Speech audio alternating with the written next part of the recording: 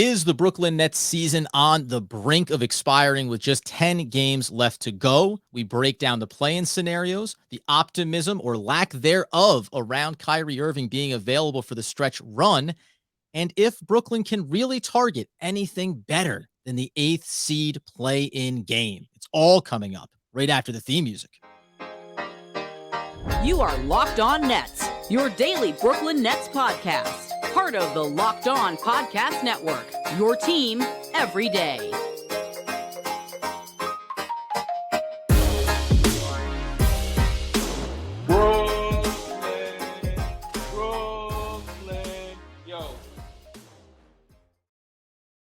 Yes, it's the Locked On Nets podcast right here on the Locked On Podcast Network. It's your team, the Brooklyn Nets, every single day. Over there, you're going to find Doug Norrie, owner-operator DFSR, for all your daily fantasy sports rankings, DraftKings, FanDuel. He's got you covered. I'm Adam Arbrecht, breaking down the New York Football Giants on the One Giant podcast with my boy, Andy Mack. Thanks for making us your first listen of the day, free on all the great platforms. And as we said at the top, Doug, this is about the very thin thread of a line that the Brooklyn Nets are trying to walk here as they head towards the playoffs, trying to get out of this playing game scenario. And I don't know, doing some type of weird algebra on what the best possible version of if, then, when, how. The good news is you're here with me to break this all down very succinctly. Oh, man, 10 games left to go in the season. The season's gone as bad as you could ever possibly hope to have gone, with all the context, injuries, all the stuff that's going on, the Harden thing. Like, you know, we're here with 10 games left.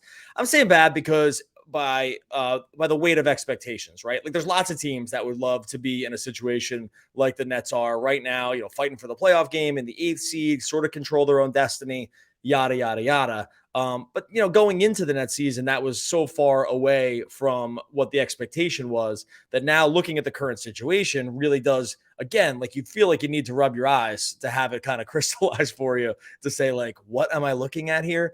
I'm looking at the 8th seed. We've been on this drum all season long, so that's not really new. But I think we're going to try to lay out, and we are going to lay out, you know, sort of what these next 10 games look like for the Nets, and what we sort of just obviously we want the Nets to go 10-0. That goes without saying. There's not going to be any scenario where we're like, maybe they should tank this game. We're not in the set. We're not like the Sixers right now, right? We're not trying to get, you know, we're not jockeying for seeding, short of just trying to get as high a seed possible. So understand that this is all with the caveat of course, we have to win these next 10 games and go 10-0. Short of that, what are some of the scenarios that we're kind of looking at here? Yeah, of course. And it starts with, obviously, I think we do the bird's eye view first and foremost around the Nets being in the 8th seed, the playoff picture, and the playoff percentages around their opportunity to make it out of. And by the way, when we say playoffs, as Adam Silver's made very clear, it's called the play-in games for a reason. Those are not the playoffs. The 1 through 8th seed, after you get through those, that's when you officially make the playoffs. And from a Brooklyn Nets perspective, as it currently stands, you have all the numbers lined up around the the gymnastics of if 8, this 7, maybe 9 also, and the 2-for-1 specials that you can work there and everything else in between. Okay, so just from a high level, it's pretty easy to start. Right now, 538 has the Nets chances of making the playoffs, and like Adam said, that's not not making the playing game, getting to a first round series where you have to win 7 games. They have 538 has the Nets at a 68% chance right now to make the playoffs. I think that number is actually pretty accurate in terms of what the realistic odds are as we stand with 10 games left in the season. And I can break it down, I think, pretty easily.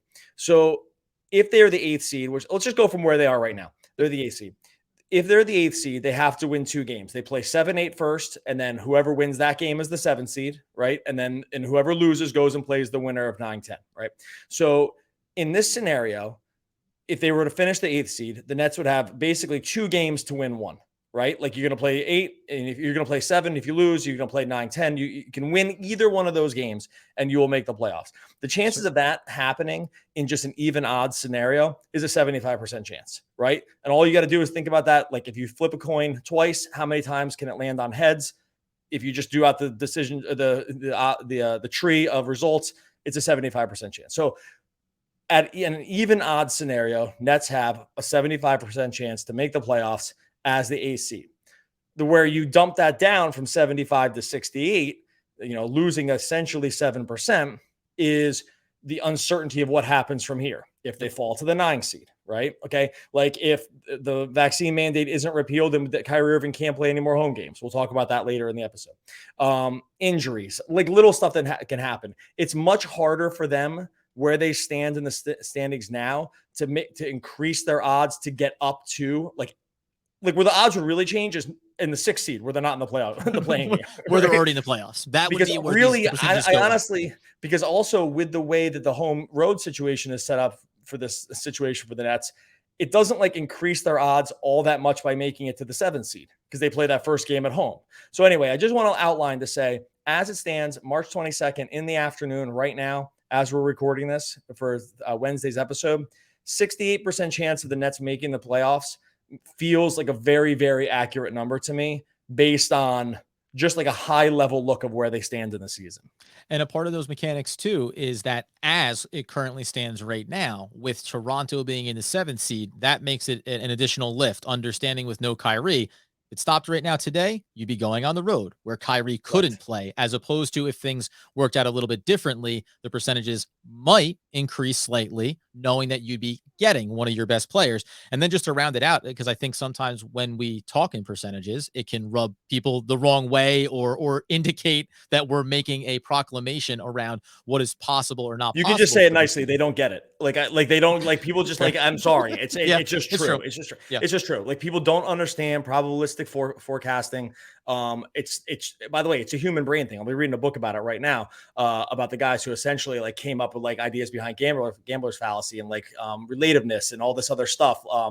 Setting baselines, all this other stuff that like you kind of, it's not something that the human brain fires on. So I know you're being nice. I'm just like the mean way to say is it's very hard for people to deal in anything but absolutes. So we're not talking absolutes. We're talking about probabilities here. And the two sides of the Locked On Nets podcast coin. And inside of that though, because I will just pull on the other thread around the reason why when you look at these percentages, the other factor is you said, injuries, obviously, the lack of availability for Kyrie. But in this moment right now, it looks like we have to assume no Ben Simmons for the remainder of the season. That's just what we have to assume until we see him step on the court. LaMarcus Aldridge, hip impingement. We have to assume that he's not coming back until he steps on the court. Seth Curry, knee injury. That matters to the Brooklyn Nets offense and what they're capable of accomplishing. So these are all the extra factors that I also think feed into this possibility when you talk about this isn't 100% healthy Brooklyn Nets team and then saying, correct, yeah, there's some chance things could go wrong here down the stretch and, injuries, etc. We already have well-established issues that are impacting what the viability is of climbing out of this seed. And go ahead. Yeah.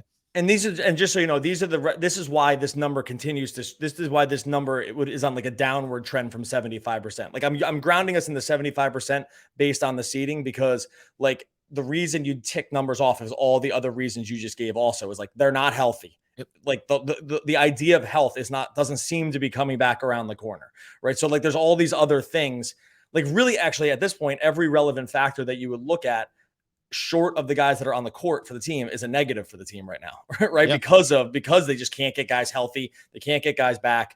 The news is no news is usually bad news. Like this has just been the theme. This has been the theme of the season. So that's why that number continues to track down. And I will say it, after they play Memphis here, depending on what happens against Memphis on Wednesday, I mean, we could see that these, 2 losses or something like that would shift these odds even more dramatically down. So without as many ways to get it back up, which we will discuss.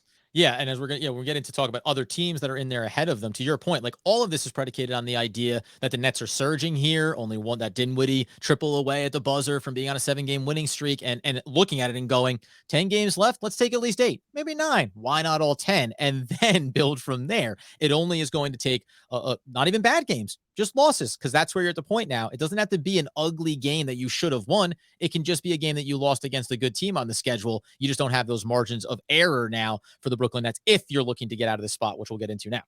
Yeah. So, okay. When we come back, we're going to make sure we start looking at what are each of these scenarios. Like, what are we looking for when it comes to Cleveland? Like, what are we looking for when it comes to Chicago, Toronto? Like, these are the teams that Nets fans start to need to be paying attention to as much as the Nets at this point. Like on a night-to-night basis, we need to know. So we'll kind of, after this, we're going to break down some of what to look for as these other games, because you're probably going to want to try to tune into some of these because they are going to play a major factor in the Nets season. Before we talk about that, got to go over and sign up for Prize Picks. Prize Picks daily fantasy made easy. If you're over on some of those other DFS operators and you're trying to do player props, I forget about it. Just go over to Prize Picks. It's so much easier. It's broken down very simply by game, by team, and then by the stats, points, assists, rebounds. All you have to do, you pick 2 to 5 players, and you're just going to go over under on their projections. 7.5 rebounds for someone. You like the over, bam. It's just that easy. You pile those 2 to 5 picks together, and you can win up to 10 times on any single entry. It's just you versus the numbers too. You're not putting in lineups against all these other sharks out there in the water. Entries can be made in 60 seconds. That's a minute for all those people that like to get those numbers a little more dialed in. It's just that easy. Prize Picks is safe, offers super fast withdrawals. You can use the award-winning App Store or Google Play. Like I said, points, you can even dial down to like steals, block shots. They have everything up there. Bench players too. So if you're really dialed into NBA action, no problem. Prize Picks has you all covered there for a limited time. Prize Picks is an exclusive no-brainer of an offer for all of our users. Users get $50 for free if a player on your first Prize Picks entry scores a single point. That's pretty easy. You just have to use the promo code NBA. That's right. Exclusive offer out there for Locked On fans. Sign up today and use the code NBA for $50 for free if a player in your first Prize Picks entry scores a single point. Prize Picks is daily fantasy made easy. Okay, so in the same way of trying to keep the percentages succinct around the Nets making the playoffs, we want to be as succinct around the different scenarios that can play out here. And before we dive into what we look at as being the goals are currently in the 8th, potentially the 7th, and that lofty dream within a dream of getting to the 6th seed and avoiding this entire mess, there's 2 things to bring up before we dive in. One is that at the time of this recording, we're ahead of Chicago playing Milwaukee, where we will be Giannis fans this evening. Talk about games Nets fans want to watch. That's 1 on and off night for Brooklyn. Check that game out. And then, without assuming a win, but if the Nets win tomorrow, or tonight, I should say, when you're listening to this, if the Nets win against Memphis, your eyes immediately become glued to the Cleveland-Toronto game on Thursday, where that will have major implications. So let's start from the top down here about the dream of getting to the 6th seed and avoiding this entire mess. That is the most difficult lift to get to, and the one that potentially, if you think it is achievable, you then start to say, who do we really want to lose to who when here? And you can pull up all of these schedules here for Chicago, Cleveland, and Toronto. It's not unrealistic to say that all of these teams can be living in 5 wins, 4 wins potentially with Cleveland there, which does open up an avenue. Do you think it's possible for Brooklyn to be in a situation where when we talk about that late game against Cleveland in the season, second to last game of the year, we're playing for the 6th seed to get out of the mess? It might be close, right? Like, so Cleveland's odds are at 81%. That represents the probably more like they would fall to the 7th seed and not all the way to the 8th seed. If you're just trying to like map this out pretty carefully. So, they're not a lock to make the playoffs either, even though they're locked into the 6th seed. That's a good sign for the Nets just to start, right? Again, it's more that probably Toronto can catch them more than the Nets are going to be able to, though it's not out of the realm of possibilities that they're going to be able to. I think that Cleveland game almost 100% will mean something at the end of the season. Like with 2 games left to go, Nets play their last game against Indiana, who at that point should probably be fully in the tank, but who knows? But that game, I think there's almost no world where it's not relevant. It's probably more likely that it's much more relevant for the Nets than the Cavs, if I'm just being honest about it. But based on how the rest of the season shakes out, Cleveland doesn't have like a total cakewalk here to the finish line. So I think that the Nets fans can like hold on to that a little bit. They're the 16th ranked, 16th most difficult schedule from here on out. Nets have the 22nd most difficult schedule by strength of schedule from here on. I think actually more of the problem is that it's funny. There's going to be probably 2 games we look back with real regret in this season, at least in the short term. Do you know what the 2 are? I'm going to say. Would it be the back-to-back against Toronto? Yeah, that's the one. Specifically the second game against Toronto where they lost by 1. Like that one's really going to sting. To not take the season series against Toronto, especially if you get into a real quagmire around 6, 7, 8 at the end of the season where Toronto has scooted itself into the 6th seed. Like to not own the tiebreaker against Toronto in that situation is really going to suck. I was going to throw the Dinwiddie buzzer beater out here just because that's in my head. Yeah. But no, yeah, like that Toronto one looks super bad at this point because you would love to own the season series against them as the tiebreaker Yeah. if we were fighting around these seedings right at the end. Because like even just having to go to Toronto, forget the Kyrie thing where he can't play in either. Like just going to Toronto is worse than playing in Brooklyn. Like assuming that Kyrie can't play in either, like just going up there is not objectively worse for the Nets. So like just even that part kind of sucks. Well, and this is on. I'll touch back on Cleveland here briefly, but to your point, sorry, I just scooted that into Toronto. No. Yeah, because it is though, and there's the factor there too. But that idea of like, well, it doesn't really matter. You want to be on the road, so you'd like to stay in the 8th seed and have Cleveland fall, and then go on the road to Cleveland. Well, that's all fine and well because you get Kyrie in that opportunity. But we'll touch on this on the back end of it too. Around, yes, having Kyrie is better. We all get that, but playing at home matters. Yes. Like there is an impact of being on your home court, and especially when you think about Toronto and the way that fan base is and what that could look like on the road.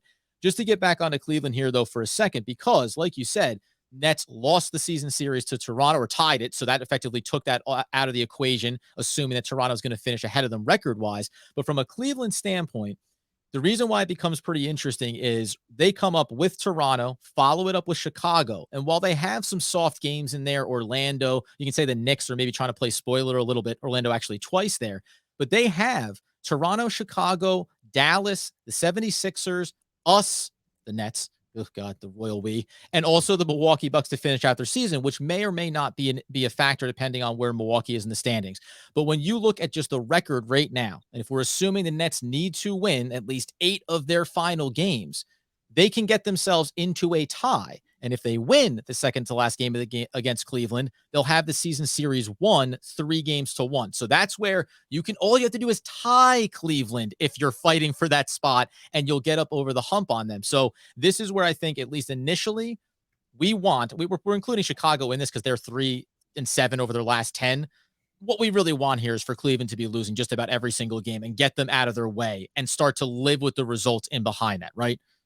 Yeah. Well, I mean, okay, yes, we want all these teams to lose. So everyone for sure, right. Like, unfortunately, they play each other, and that's where it gets weird. No, I think we want Cleveland to get down there, because you want to at least have the hope that, like, if you had to go on the road, you'd have Kyrie, right? Like, I think that's what you're trying to get at, right? Like, yes, if you had exactly. yeah. Okay, I just want to make sure I'm on the same page here. Yeah, no, 100%. Like, if choosing now between those two teams, I think Cleveland is the better team, probably marginally over Toronto, but having Kyrie versus not having Kyrie, even if it's an away situation, seriously outstrips that. Like, and so then that's why it's such a funky situation we're talking about. Like we said, with Toronto, it's like everything's even. So just stay at home. Cleveland, it's not. Like, you have Toronto. So I think if we wanted to land with those two teams, I think that, we want Cleveland to continue to if there's a team that's going to skid, it's Cleveland would be the one to do it. Real quick, by the way, based on, if you don't, this is like such the minutia around the playoffs. If you don't win the season series, the next thing up is division record. But Toronto and Brooklyn are in the same division, and so they would still win the tiebreaker with that. So like, it doesn't, like, they lose the tiebreaker going both ways based on the same criteria. So I just wanted to just get that out of the way for the tiebreaker situation. And the other thing too, so we talk about these opportunities here. Chicago, who is on a bit of a skid of their own, but because when you look in the standings and they're 4.5 up on the Brooklyn Nets right now, not about the Nets getting up to any seeding beyond the 6 at the best, but how far Chicago would have to fall. If they can muddle their way to a 5-6 over their last 11 games with Milwaukee here first, only team that has one extra game right now, even that is still going to keep their head above water here. The weird thing or interesting thing to me is, again, if Brooklyn wins, and then Toronto were to lose, regardless of, we said, home or away, whatever, you'd rather be above them.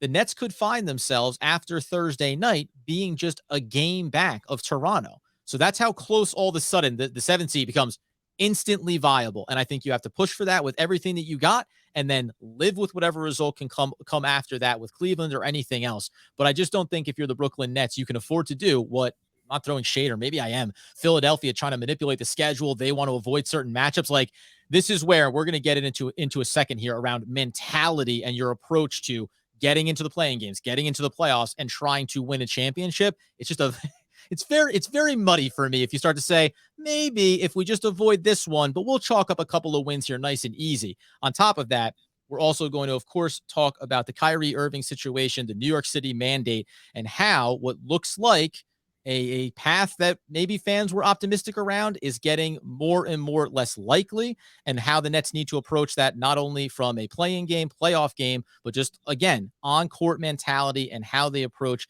this final 10-game stretch. But before we do, of course, got to tell you about our friends over at Built Bar. I know the Brooklyn Nets are getting these in their system for the run here. Doug and I are going to be doing it for all the shows we're going to be doing, and that's because, as you know, Built Bar is going to be 100% covered in real chocolate protein bar that isn't filled with any of those nasty additives you see in a candy bar, like 240 plus calories or 30 grams of sugar. No, no, no, my friends. That's because most Built Bars contain just 130 calories, only 4 grams of sugar, just 4 grams of net carbs, and 17 grams of protein.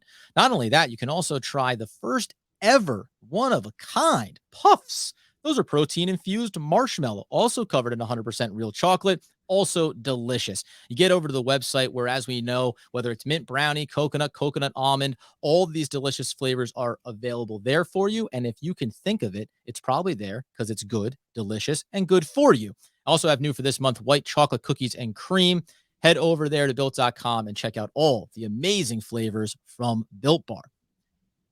So, something that we haven't really dived too much in on of late, because there hasn't really been news around it or anything of substance. It kind of felt like we were in the same camp of saying, Ben Simmons, we'll talk about you when we know that you're officially going to play, because everything else becomes speculation. Now, though, when it comes to Kyrie Irving, the New York City mandate now more than ever feels like it is not going anywhere. And I don't mean in the short term for the regular season.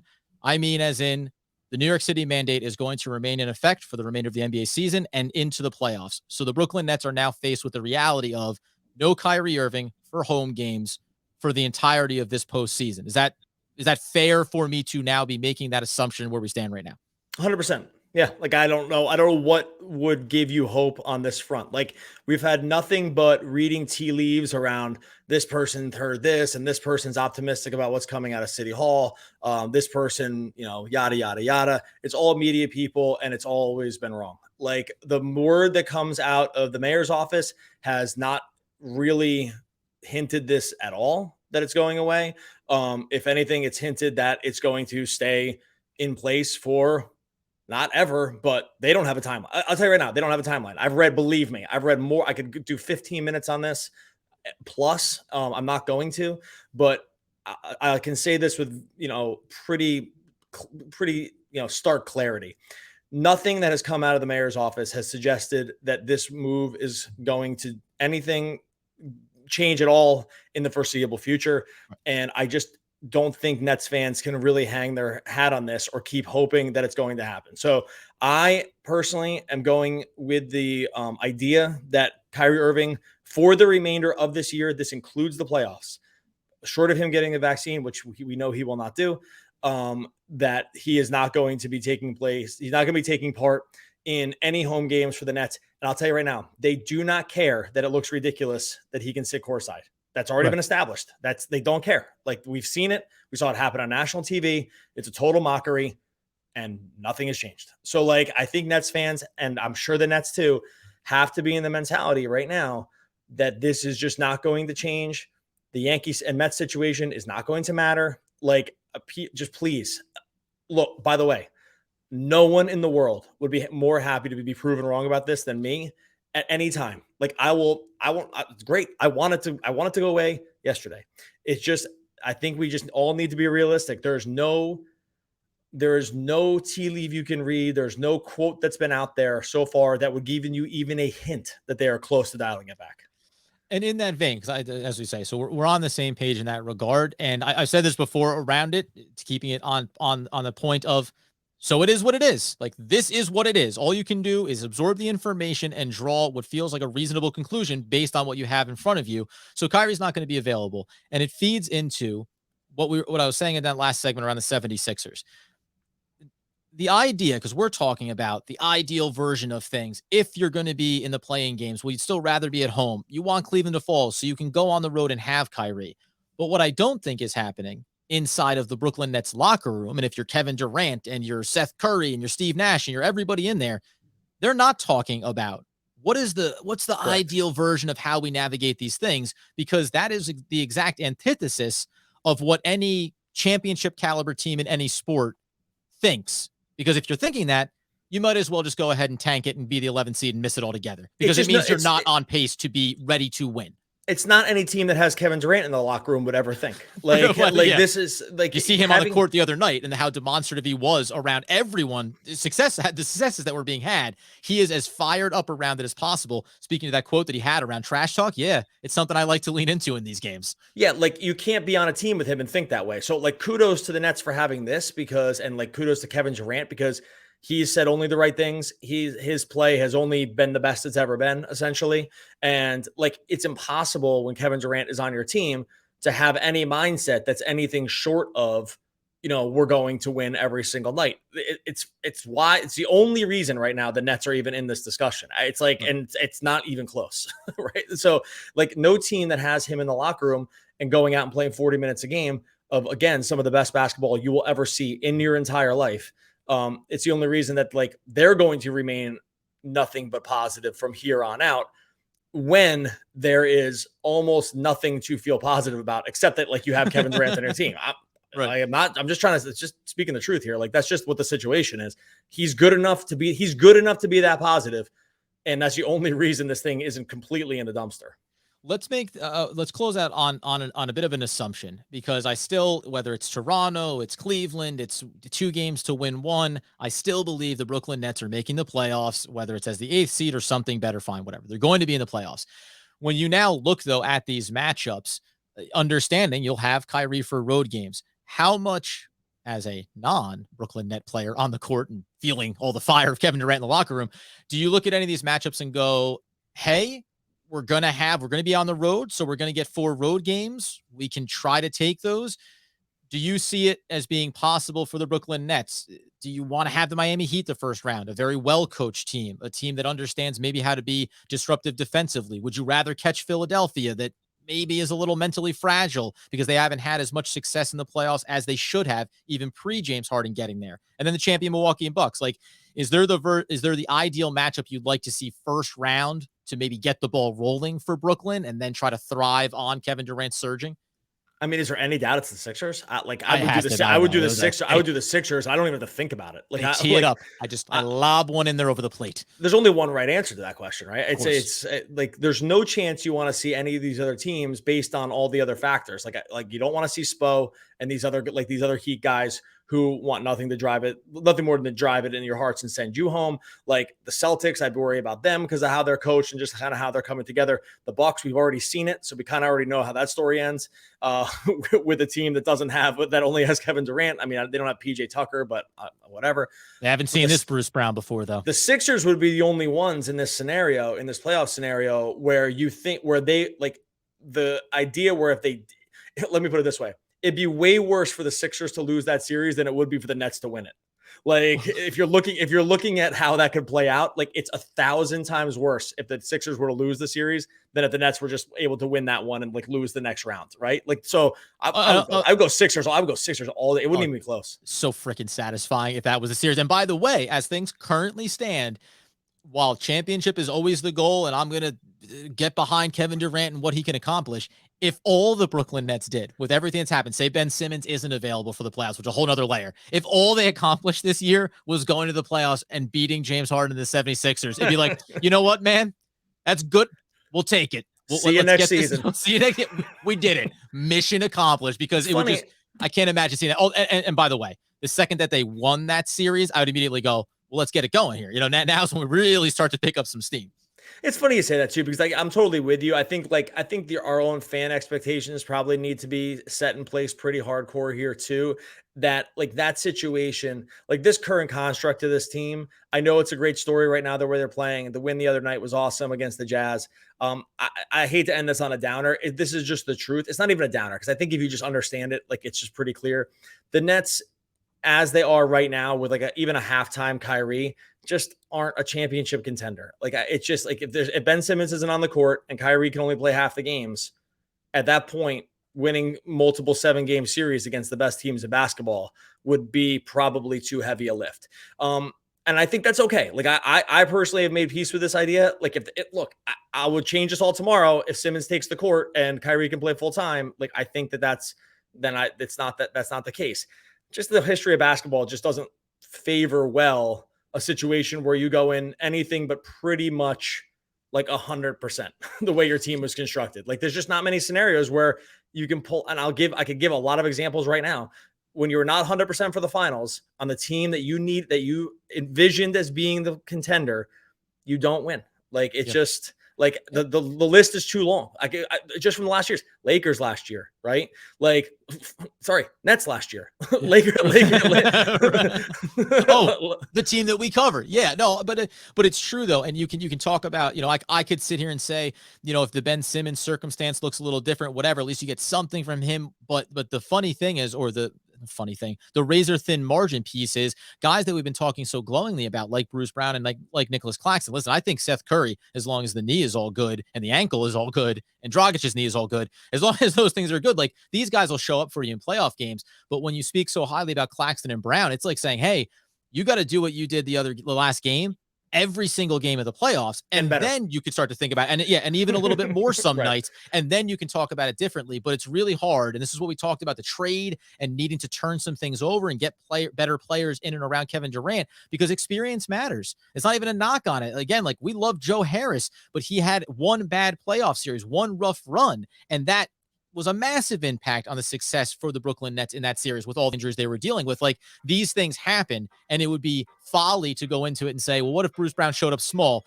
Boy, that's it. He's the real issue here. No, that's what you're talking about right now in this moment. It'll be interesting to see how the final 10 games go here. And I'm still open to the idea of seeing this team play at such a high level for the final 10 games from a continuity standpoint that I go, okay, these guys are capable of anything. Things like being down 18 to Portland do give me pause. Yeah, look, this doesn't make me root any less. Right. In fact, frankly, I feel like I'm rooting harder, even more. Like that, I'm rooting harder this season than I was last year for the regular season. 100%. That's not even close. It's got nothing to do with how I feel on an emotional level on a game-to-game basis. Believe me, my emotions are tied way too tightly to this team at this point. So it has nothing to do with that. It's just when I turn on the realistic side of my brain that just like understands how some of the rest of this league works. That's just the case. It's okay. Like here's a good way to think about it. The Nets as they're, we can get out on this. The Nets as they're currently constructed in the way and who they have available basically are just like a 7th seed. Like that, like this is a 7th seed team. We don't think about them that way because we are envisioning this other situation where it's like KD, Kyrie, Ben Simmons, role players, like that's a real team. When those players aren't available, yeah, it's like a 6 or 7 team, 6 or 7 seed team. Like that's a realistic place for them to be. And if we went into the playoffs like that, I think we'd have to think about them we'd have to think about them from a fan perspective. And that Philly example was the perfect one, right? Like you said before, like they would be an underdog to a Philly team that we would love to see them like beat. And that might be what the season turns out to be. Where do they finish? Right now? 6, 7, 8, you know what's so 11? Funny? Why would you say 11, Doug? God. It's so funny. We did all this prep for the show to talk about this, and I actually never thought about what my prediction is. I still think it's too hard to tell. I will say if my life depends, like if I had to bet something right now, I would say they make the playoffs as the 8th seed. Like that's what I'm going to say. And we're nervous about it because it's not easy. And because it takes them winning that second game of the play-in or something like that. Yeah, maybe the 2 to win 1.